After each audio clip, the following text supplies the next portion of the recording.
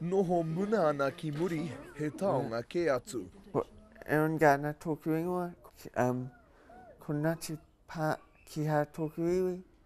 He tauira a Gardner ki te kura tuarua o Rutherford, kua pāngia ia e te mate cerebral palsy me te mate autism.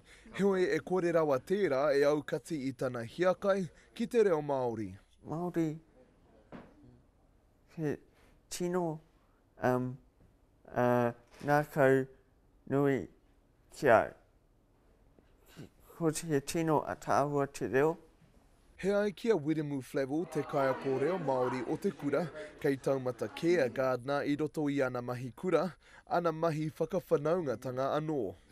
Ko Aaron Gardner tētahi o ngā tauira, iara, haere ki ona kaiako, ki ona hoa kura, kōrero Māori, aki tō tātou reo, me tō tātou tikanga, nā reira he tino tauira mo te kura, mo te hapori anō hoki.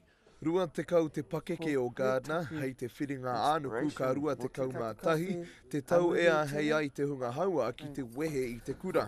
Rā hoki tana whainga, mo tana wehenga atu. Ki te haere ki te whare wanganga o Awanuiarangi ki te ako matauranga Māori mea PhD in Māori Studies.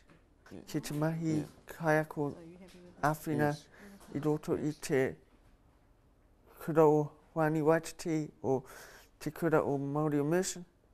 He awhi hoki i te hunga haua pēnā ia nō ki te whai i te huarahi o te reo Māori. Hei te tau e ara ake nei ka timata tana whakatinana i tērā whainga ona. Pere wihongi, te karere.